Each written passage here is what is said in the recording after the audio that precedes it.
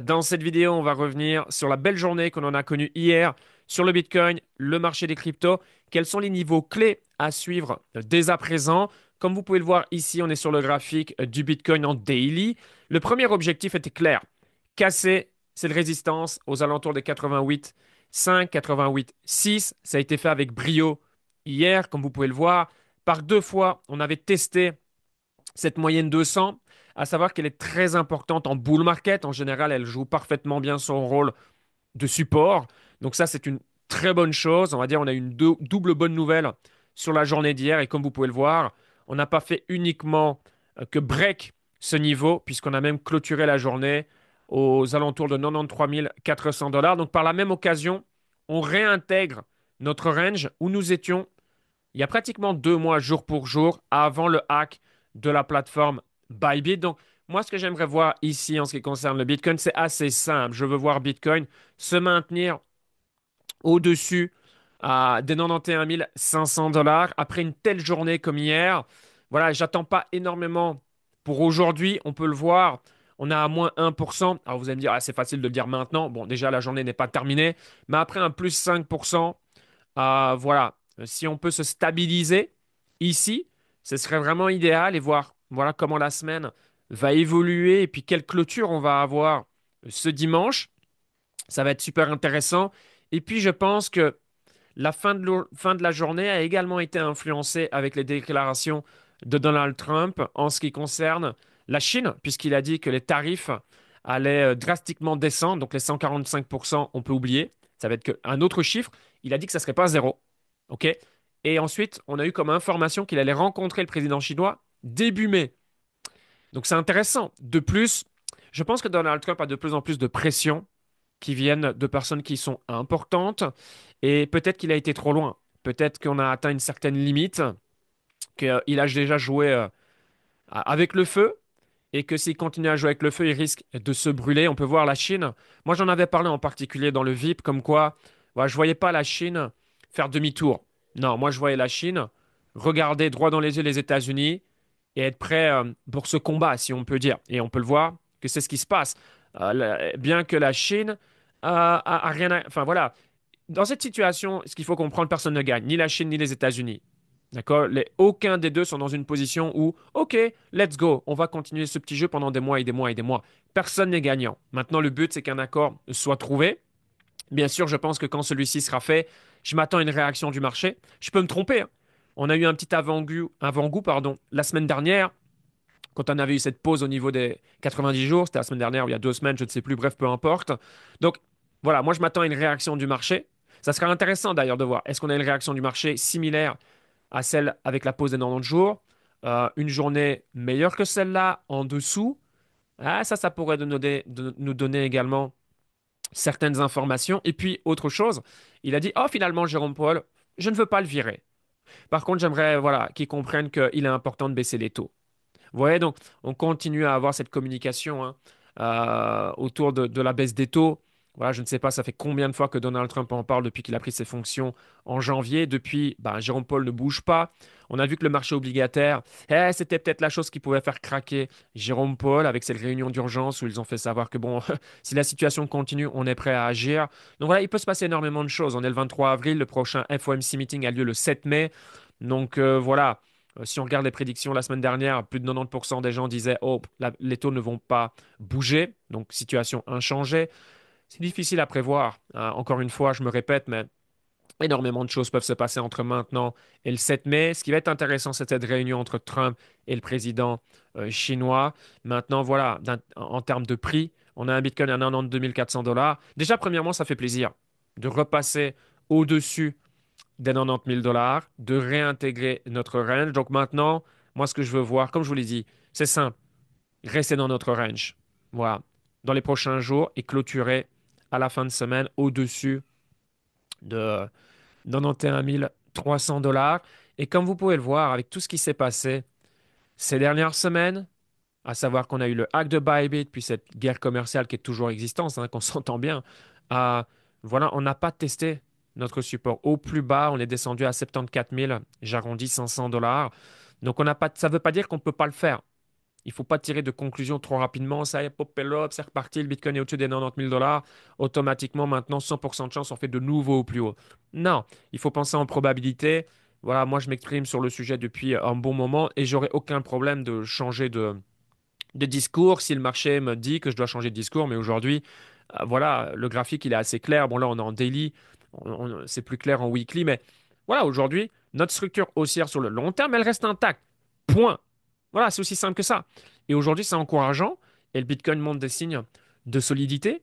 Le Bitcoin devient de plus en plus mature. Je me tue à le dire année après année après année. Et clairement, en dessous de 80 000, il y a de la demande. Alors, bien sûr, plus on va tester ces niveaux, plus les acheteurs peuvent s'épuiser, les birs peuvent reprendre la main. J'en ai parfaitement conscience. Encore une fois, j'ai pas dit que c'était une garantie qu'on allait faire de nouveau plus haut. J'ai dit que c'était le scénario le plus probable. Et forcément, ici, on gagne en probabilité. Mais il faut rester ouvert que on peut avoir. Alors, on a eu notre higher high, mais les acheteurs peuvent s'épuiser, les birs reprennent la main, on redescend, et là, brrr, on revient visiter cette zone. C'est un scénario qui est possible. Il faut être prêt à celui-ci. Celui qui n'est pas prêt à cela, si ça se produit, il va se faire tuer. C'est aussi simple que ça. Donc voilà, aujourd'hui, on réintègre notre range. On est de nouveau au-dessus de notre moyenne 200, donc très bonne chose.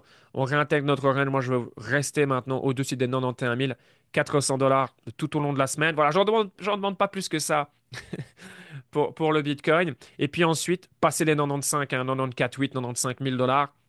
Ça, c'est le prochain step. Donc, en gros, on a cette zone, on va dire 91 000 à 91 400, 91 500, jusqu'à 95. Et ensuite, on a cette seconde zone, 95. Allez, même déjà les 100, les 101 000. Vous voyez, ici, les 101 000, ça, c'est la seconde zone. Je pense que si on s'en rapproche, on peut avoir le momentum nécessaire pour aller faire de nouveaux plus, à savoir que à chaque fois qu'on a été au-dessus, ça a été difficile, hein. Ça a été difficile de trouver de la demande. Donc, est-ce que la situation va bouger entre-temps? À voir. On peut avoir de nouveaux narratifs qui rentrent en ligne de compte. Euh, Notamment un que moi je vois de plus en plus partagé sur Internet. Ça me fait sourire parce que c'est vrai qu'il y a une corrélation clairement entre le Bitcoin et le M2, donc le money supply global, qui ne fait que croître. Donc, est-ce que le Bitcoin va suivre celui-ci? Et donc, ça signifie faire de nouveaux plus hauts? C'est possible. Moi, ça reste mon scénario le plus probable. Voilà, je ne peux pas être plus clair. Pour moi, le scénario le plus probable, c'est dans les prochaines semaines. Après, c'est difficile à timer, personne ne peut le faire.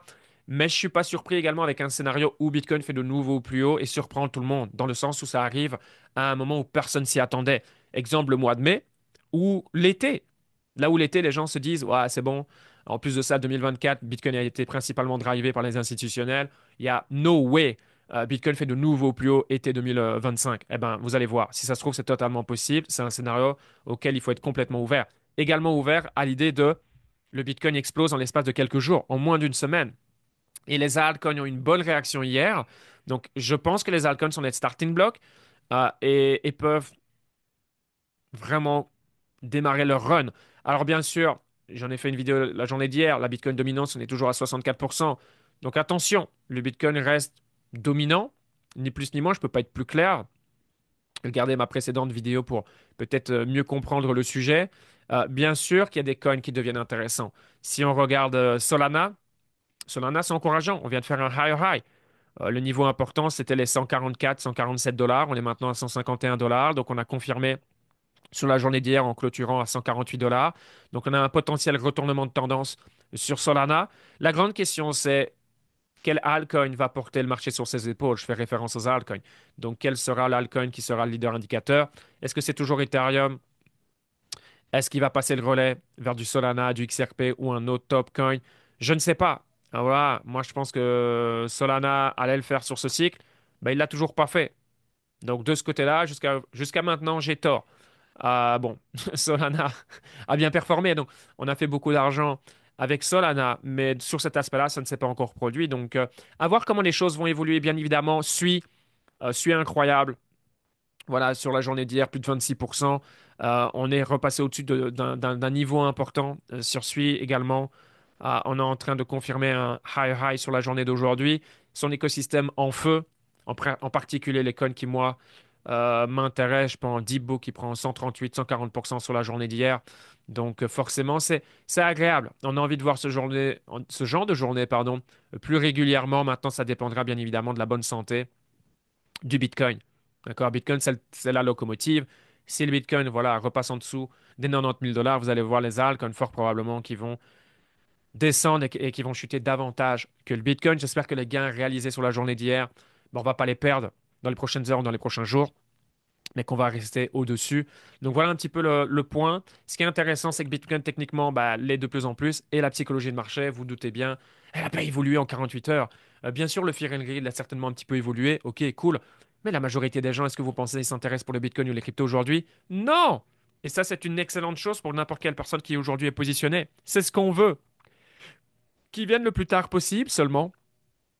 Acheter à plus de 100 000 dollars pour aller 110, 120. À ce moment-là, où sera Sol, Sui, Ether, les autres? À voir, mais définitivement plus haut qu'aujourd'hui. Donc voilà, on peut redevenir bullish sur le court terme, sur le Bitcoin, sur certaines cryptos qui sont en train de faire des choses intéressantes. Donc voilà, également le Bitcoin, pas contre le SP 500, mais si on prend le QQQ, donc le Nasdaq, et ça c'est aussi intéressant, ça vous montre que le Bitcoin, ben voilà, clairement est plus intéressant que la majorité des actions et que le Bitcoin, encore une fois, devient de plus en plus mature, de plus en plus solide, puisqu'ici, on a fait un nouveau plus haut sur la journée d'hier. Voilà, nouveau plus haut historique sur la journée d'hier, clôture journalière record contre le Nasdaq pour le Bitcoin. Donc voilà, j'aime beaucoup ce qu'on voit sur le Bitcoin. Et voilà, dans le VIP notamment, c'est ce que je partageais. Que ça soit un trade, que ça soit un invest. Bon, un horizon de temps long terme, dans ce cas-là, la question elle ne se pose même pas. Mais c'est pour moi, d'un point de vue risque lié à la situation, le meilleur investissement possible. Donc voilà, big up à ceux qui ont acheté Bitcoin bah, dans cette zone. Hein. Voilà, c'est toujours la même chose. Quand c'est inconfortable, quand le fear and greed est très très élevé, en général, ça s'avère être toujours des bons achats sur Bitcoin. Quand on est dans une peur extrême, voilà, je pense que c'est aussi un bon tips, sans se prendre la tête. Si on a un horizon de temps de plus de 4 ans, voilà, fear and greed élevé, on achète Bitcoin. En général, c'est toujours des bons achats. Donc voilà, petite big up, comme on dit, à toutes les personnes qui ont acheté Bitcoin en dessous de 80, mais même à 82, 83 000 dollars, dans une situation, encore une fois, inconfortable, d'incertitude, plus. Et encore une fois, je ne dis pas qu'on ne peut pas revisiter ces prix hein, et tester notre support bull market long terme. Mais jusqu'à présent, voilà, il y a des raisons d'être bullish, d'être voilà, pas positif, mais vous voyez ce que je veux dire. D'être, entre guillemets, excité pour les prochains jours et les prochaines semaines. Et putain, ça fait du bien. Après les dernières semaines que l'on a connues, on le mérite, clairement. Donc voilà l'update que je voulais vous partager sur ce. Prenez soin de vous, passez une bonne seconde partie de semaine. N'hésitez pas, en description, vous avez accès à mon canal gratuit où je partage du contenu crypto absolument tous les jours. Sur ce, on se voit pour une prochaine vidéo.